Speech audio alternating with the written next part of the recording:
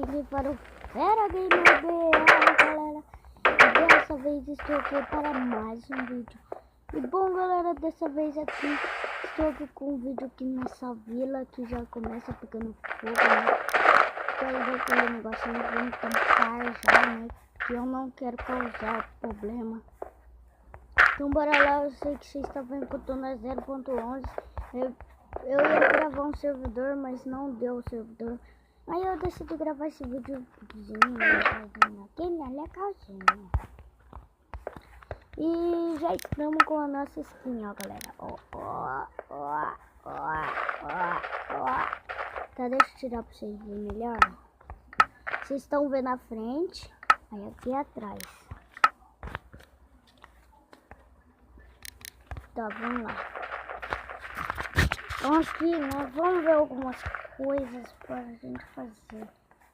Se tivesse mais algum amigo, seria bem zoeira, né? Deixa eu ver. Eita, pega! Galera, o IP do servidor é o IP do servidor. Tô vaiado aqui. O IP do download para Minecraft vai a 0.13, não, a 0.11. A 0.12.3 vai estar aqui na descrição do vídeo. Então baixa aí que tá muito fera a 0.12.3. Mas eu tô jogando na 0.11, né? Mas vocês estão me perguntando, né? Fera, o que você tá falando? Outra versão. É porque vocês têm que baixar essa versão, que é muito maneira, galera. Galera, vocês podem perceber também que eu tenho uma intro de novo. Eu tenho uma intro agora de Minecraft, galera.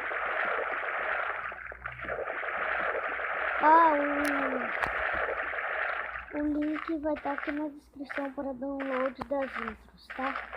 Tá tudo na descrição das intros, tá bom? Aí vocês pegam aí. Galera, esse vídeo vai ficando por aqui. Não tem ninguém aqui comigo, né? Pra gente fazer umas zoeiras. O Léo deve estar dormindo ainda, né?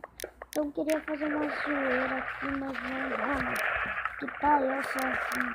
E se você gostou desse vídeo e de todos os vídeos, não esqueça do like. Tem um vídeo aqui de Star Wars aqui no nosso canal.